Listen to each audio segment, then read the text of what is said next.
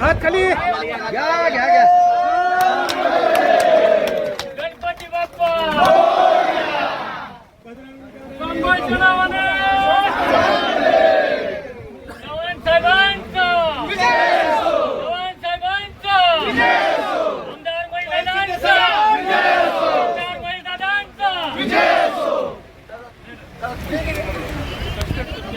रणजित दादांचा साहेब साहेब साहेब साहेब बरोबर साहेब साहेब कोण ते फक्त अतुल बाबांचा अतुल बाबांचा जयशील कदम साहेबांचा दादा समोर साहेबांचा आमदार महेश शिंदे साहेबांचा आमदार महेश शिंदे साहेबांचा चव्हाण साहेबांचा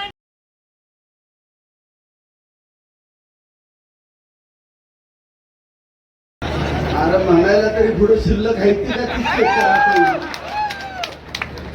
जे आहे ती सगळी आता जिल्हा परिषद मध्ये कशी दावली असं तुम्ही बघितलंय ना. आणि कशाला नादाला लागते त्याचा शांत जाऊ दे.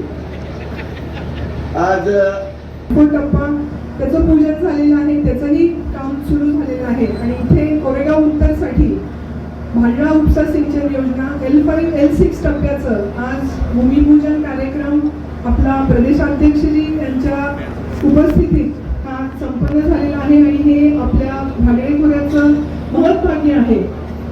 2011 पासून माननीय आमदार महेशदादा शिंदे जेव्हा जिल्हा परिषद सदस्य होते 2007 ला, पण त्यांचं पूर्ण तेव्हापासून नेटवर्क आणि लक्ष आहे भांडळे खोऱ्यात होते. आदरणीय विजयभाऊ घोरपडे याला साक्ष आहेत. आणि जेव्हा माझं लग्न झालं मला आठवत आहे की प्रचंड दुष्काळाचा कालावधी होता. पिण्याच्या पाण्याची वणवण, शेतीच्या पाण्याची वणवण, प्रचंड लोडशेडिंग अशा परिस्थितीमध्ये हा भाग मी स्वतः पाहिलेला. आणि आज जर आम्ही पाहिलं तर खटाव पुसेगाव हा भाग पूर्ण सिंचनाखाली आलेला आहे. आणि नमस्कार, हा इतकं सहजपणे हे काम झालेलं नाहीये. 2011 पासूनचे अविरत प्रयत्न त्यासाठी आहेत. आणि 2004 साली शिवसेना भाजपच्या काळामध्येच 1996 ला मंजूर असलेली ही योजना काँग्रेस आणि राष्ट्रवादीची सत्ता असताना 15 वर्ष ही भाषणात गुंडाळून ठेवलेली होती. आणि 2011 पासून आमदार महेशदादांनी सहकार भारतीच्या संघटनेतून ज्याचे ते कार्याध्यक्ष आहेत वारंवार पंतप्रधान मोदीजी गुजरात येथे संपर्क साधून कैलासवासी लक्ष्मणराव इनामदार हे पहिल्यांदा नामकरण करण्यात आलं.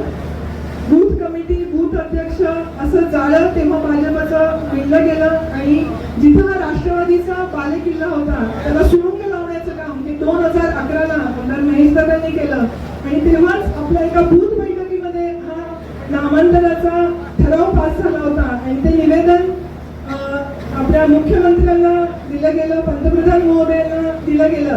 आणि त्यांचं लक्ष वेधून घेतलं गेलं की पंतप्रधान मोदीजींचे गुरु जे खटावचे वकील साहेब आपण म्हणतो ते गुरुंचं गाव अजून पाण्यापासून वंचित आहे. की ज्या पश्चिम महाराष्ट्रामध्ये मोठ्या प्रमाणात धरणं आहेत, पाणी आहे, पण हा जो खटाव माणचा भाग आहे, कोरेगावचा उत्तर भाग आहे, हा पैठणचा काही भाग आहे, हा अजूनही पाण्यापासून वंचित आहे. हे त्यांना दाखवून देण्यात आलं. आणि जेव्हा 2014 साली आपल्या सगळ्यांचे लाडके नेतृत्व मुख्यमंत्री देवेंद्रजी फडणवीस साहेब जलयुक्त शिवारच्या कार्यक्रमासाठी जाखणगाव येथे आले होते तेव्हा आमदार महेशदादांनी तिथं मागणी केली होती की माझ्या भागासाठी पाणी हे आपल्या माध्यमातून आलं पाहिजे.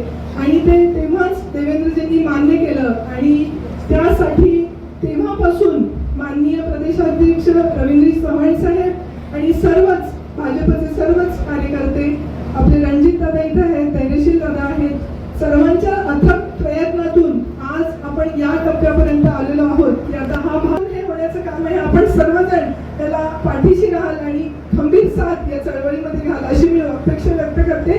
पुन्हा सर्व मान्यवरांचं पुनश्च एकदा स्वागत करते. धन्यवाद.